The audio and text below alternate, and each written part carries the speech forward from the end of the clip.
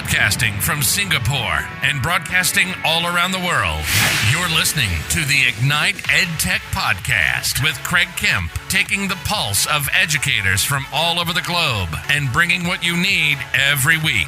When you need answers, you go to the experts. Created by an educator, for educators, and streaming to the world. Now, over to your host, Craig Kemp.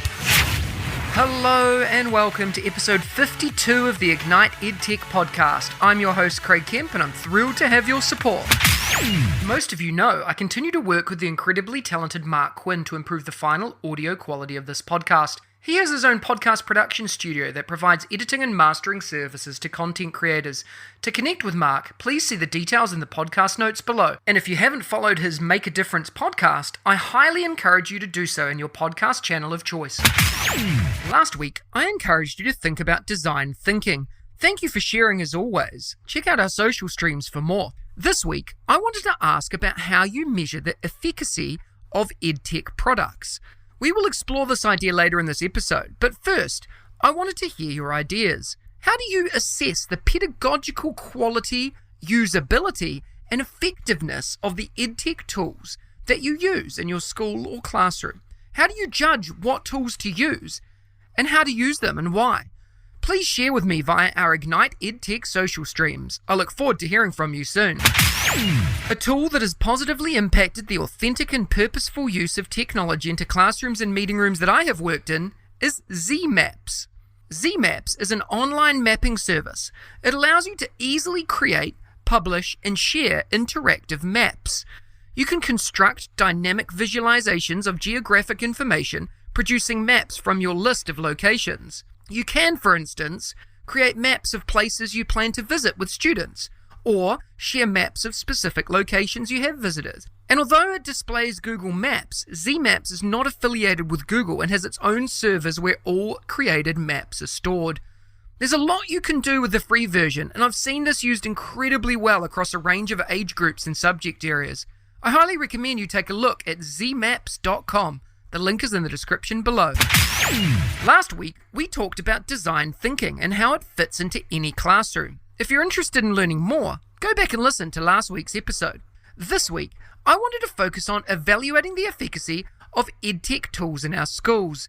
When you think about the plethora of tools we use on a daily basis in our personal lives, let alone our professional lives, it's mind-blowing. Sometimes we need to stop, look back, and assess the why and how we use tools to add value to learning, especially if it's student-facing. We need to look past the marketing from EdTech companies and focus instead on the student and teacher experience and, of course, the built-in engagement features. There are a number of factors that educators need to consider when choosing EdTech tools and resources that will support their students in instruction. The first that comes to my mind is efficacy.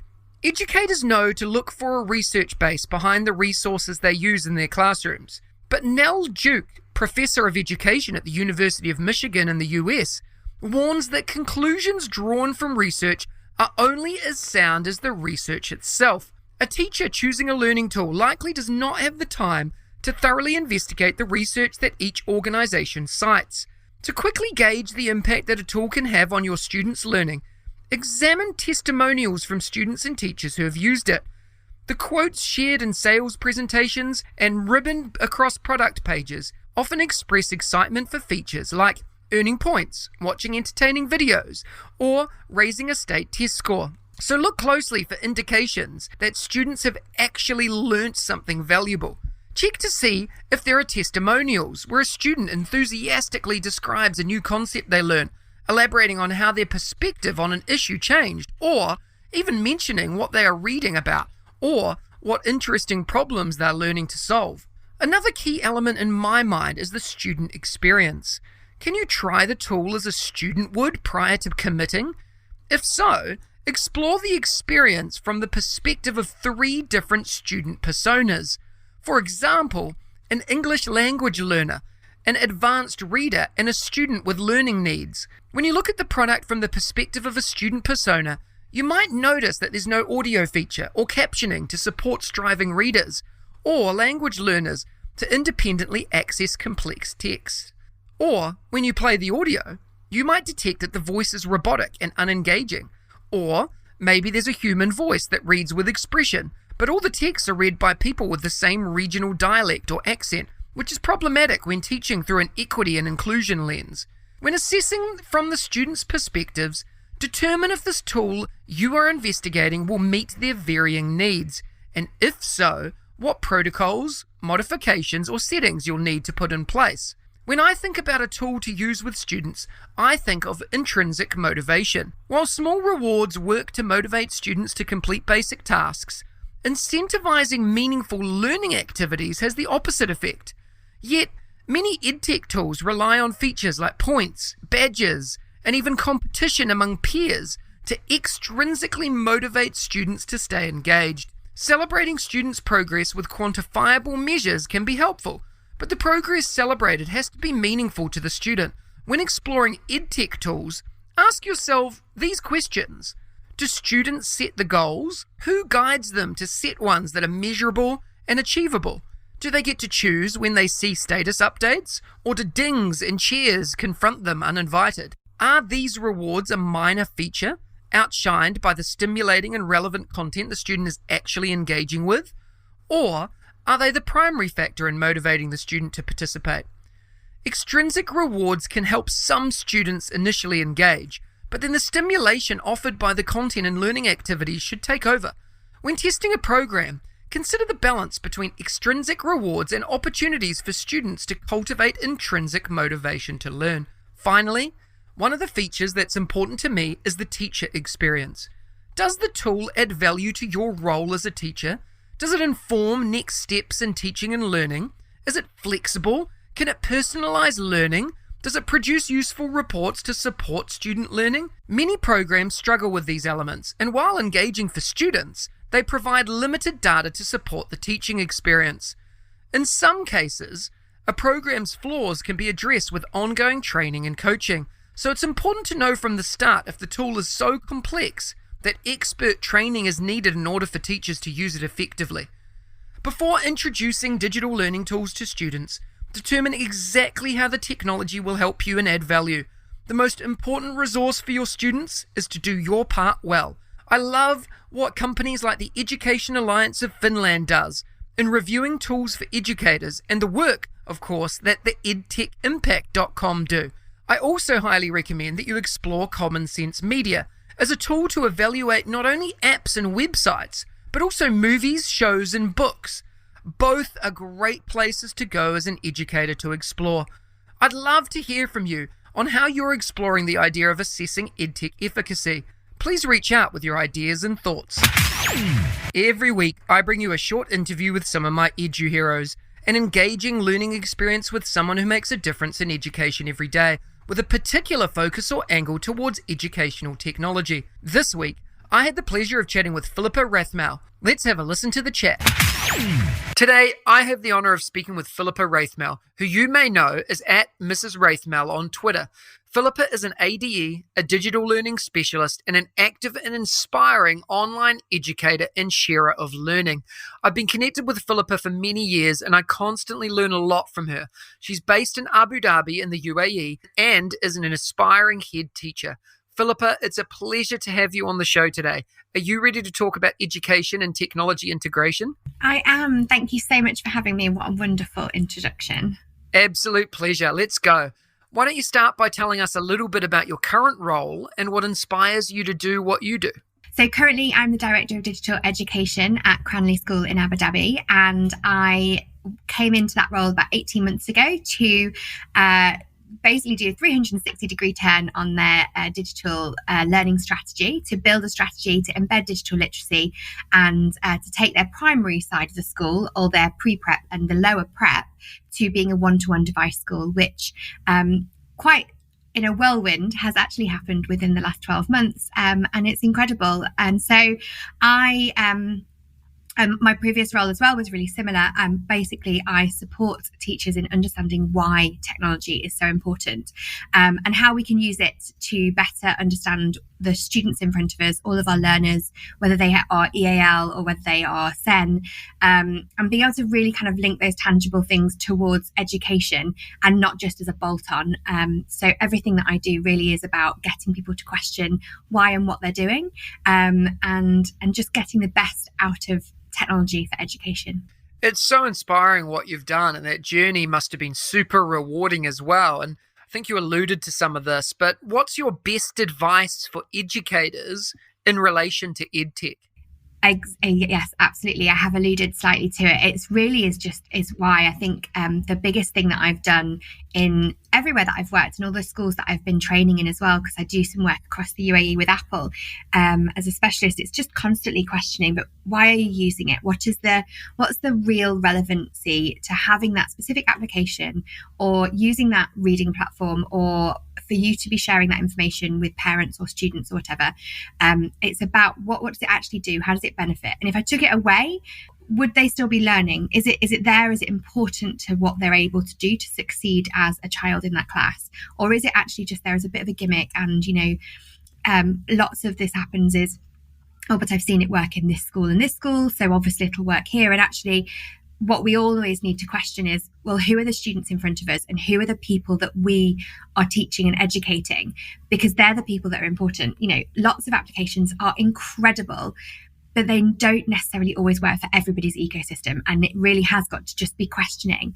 And at the moment, very much iterating that question annually, if not termly, just saying, is that still working? Is that still the app that's the right app?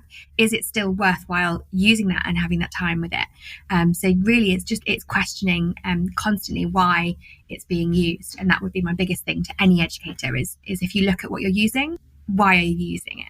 And fantastic advice. And in the short time we've chatted already, you've shared a little bit about what you've done in your career, which is amazing.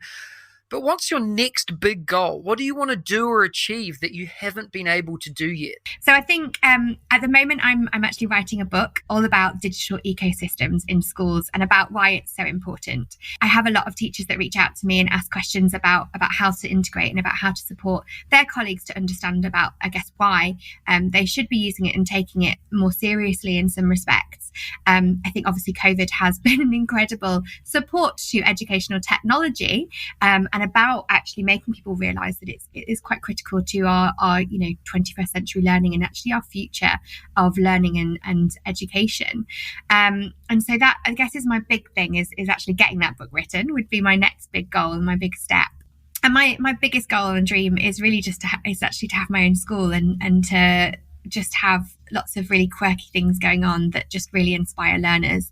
I love that kind of concept of in the morning they might have like lots of different challenges and projects they might be engaging with, but in the afternoon actually everybody's outside and we're building things and we're working together and we're tech goes down and actually you just use those interconnection skills that we have, those personal skills, and just really develop our own understanding of how humans connect. And so not necessarily pie in the sky. I don't think anything is these days.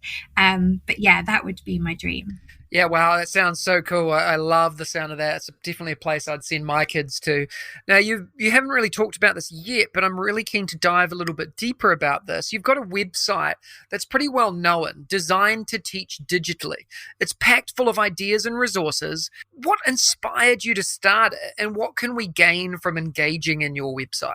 Yeah, so Designed to Teach Digitally was from the concept that I'm a design and technology teacher at heart. I actually have a fashion degree and then went into education, and it was about inspiring learners initially. So I guess in my concept, I am designed to teach with a digital element to me, and it was really about sharing the things that I've done and the challenges that I've been through and finding different things out, like the cornerstones of your classroom, what works for you, and being able to kind of just really reflect on things. And I found it really useful.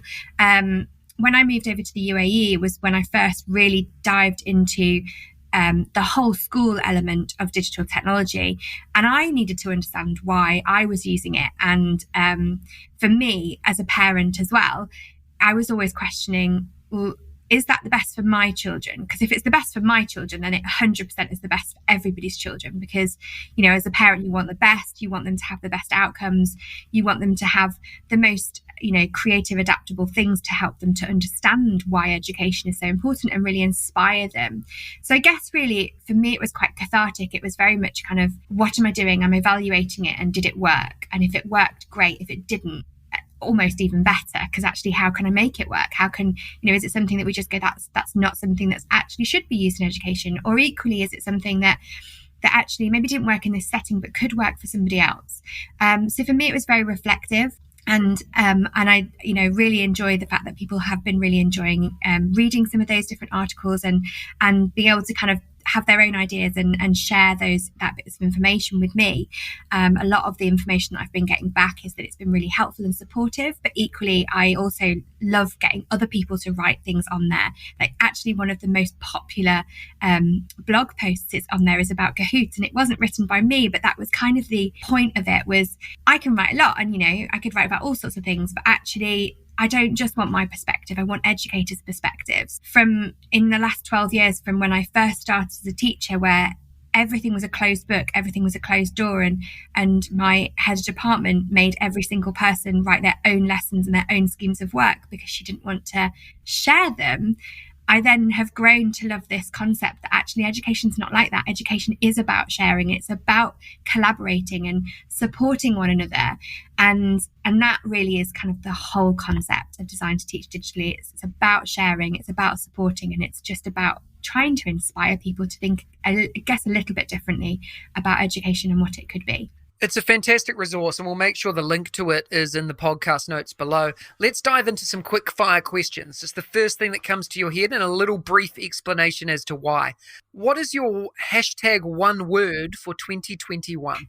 My word, I think last year was resilience. This year, my word is tangible. I absolutely love the word tangible. I think it's really clever, but also I think education has to be, and that helps us to adapt and develop. If we make sure that what we're teaching is really relevant to the current situation and the students in front of us, and we make those links and create those links, all the stronger learning will happen. What's your favourite EdTech book or resource? Currently, I'm a little bit obsessed with teaching walkthroughs. It's called 5 Steps to Guide Instructional Coaching. And there's a few different reasons why. I think Tom Sherrington is incredible anyway. But I also really like the way it's thinking differently. And it's thinking much more about this concept of supporting staff and developing them as leaders in their own classrooms, in the schools, and about not kind of having that pressure on somebody. I mean, the amount of times that I've been told, it's learning walks, you're going to be observed. If you don't do well enough in this observation, then, you'll be put on X, Y, and Z project or course, or somebody will have to monitor you, and all those different things. And that's really scary to teachers and for the whole of the school to be told that.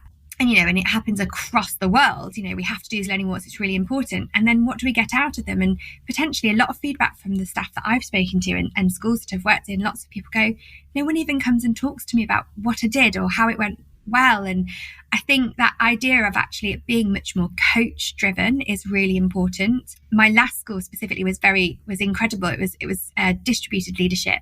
And I loved one of the facts that, now reflecting upon it, is that everybody was able to give them the opportunity to be a coach and to be a mentor. And it didn't matter about hierarchy. You could potentially be mentoring the principal.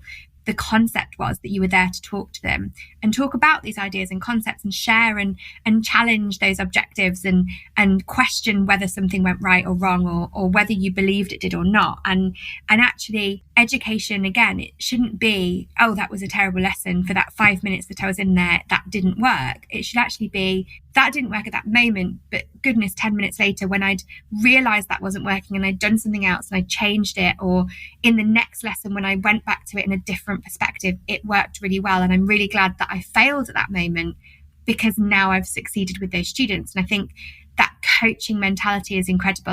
And the book is just full of all sorts of different teaching and learning strategies, but equally that whole, how as a coach yourself, do you ask and start to get those questions out of your staff? And how do you start to tweeze into those different concepts and ideas of just being able to make every little bit a little bit better? Yeah, that's really cool. And we'll make sure that's linked in here as well. It sounds like a pretty inspiring resource.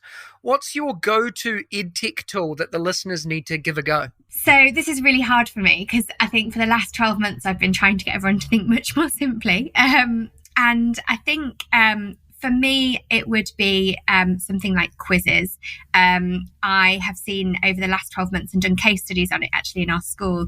And I love those little assessment tools.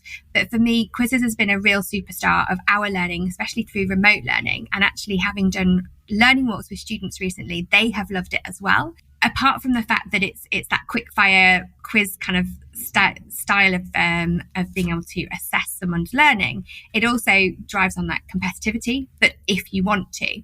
And it also allows you to share that feedback and how well students have done with parents. It allows us to keep logs of it and track of it. It allows us to reassess. And one of the really cool things that I've loved about the staff using it recently is, so we used it in the beginning for things like spelling tests. And then we looked at it and went, okay, well, now if I add a spelling test and I add a voice recording with that, because we're remote, I can do what I would do in class where I go, okay, let's put that word into context for you before you spell it. And so we were doing spelling tests and just saw the increase in ability across the board on how that was helping and supporting, that students could listen to it a couple of times and be able to answer that question. And then equally, more recently, we've been doing mental maths tests. And students use their normal workbook and they will write down the answers and they're working out, and then they'll put it into Quizizz as their answer. And fantastically for the teacher, it's all marked for them. So it allows that time that's given back, and our assessment is just so much stronger for it. But equally, we're still being able to balance it and use it with formal kind of, they actually are still working it out. They're still writing things down on paper. And it's that balance and that development between. It's been really, really great for our teachers to be able to have that sort of assessment and to be able to continually do it and really engage students that's not fully on screen. It's not always competitive. And it's really reduced anxiety within our students. So I just think it's a really flexible tool. And if you were to have any job in the world, what would it be and why? I've been thinking about this quite a lot recently. And actually, one thing that I would just like to do is be able to go and just support as many people as I can. Where we live at the moment, and the job that I have is incredible because it supports my children to have, one of the best educations and things like that. But actually, it would be incredible to be able to go back to kind of the roots of where I started teaching and the reason that I started teaching, which was to support those children who don't have everything and don't have, even some of the basic things. And I think going back to that style of teaching and that type of education system is what I would really like to be doing and really be drawn to, is just helping support those who really, really need, the best educators who have the best thoughts at heart for them. I love that. That's really, really important.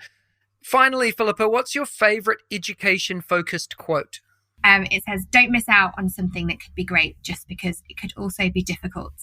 And I think that's just really key to education, is actually, sometimes it feels like it will be the hardest thing in the world, but if we take it step by step, it's something that could be just incredible. Yeah, I love that. Philippa, you've given us so much information, so many links, ideas, and inspiration. The listeners are going to want to connect with you. What's the best way for them to do that? So I frequent Twitter far too much than I probably should do. So it's at Mrs. Wraithmell. And I also have designedtoteachdigitally.com. And I also do have an Instagram, but probably not as much on there. And it's also Designed to Teach Digitally. Awesome. Philippa, thank you so much for your time today. It's been inspirational. Thank you so much for having me. It's been wonderful. Next week, join me for episode 53 of the Ignite EdTech Podcast, when I'm joined by Mandy Freilich and Jake Miller. One of the things I love doing is giving away prizes as a thank you for tuning in, listening, and hopefully following the Ignite EdTech Podcast. Last week, I gave away an hour of consultancy with Ignite EdTech. To win, you needed to complete the form at bit.ly/edtechwin. The winner has already been contacted directly by me, and it is Karen Ray. Congratulations, Karen. This week, I'm giving away another hour of consulting time with an Ignite EdTech team member of your choice.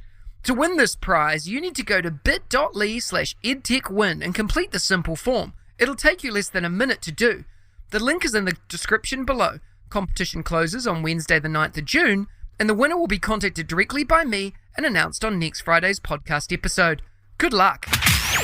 Next week is our last What is School chat ever, and we want to go out with a bang. For the past 8 years, I've been leading What is School and being a part of an incredible community of educators. Over the years, we've been joined by thousands of people from all over the globe to learn, develop, and grow, and next week will be the end of the chat.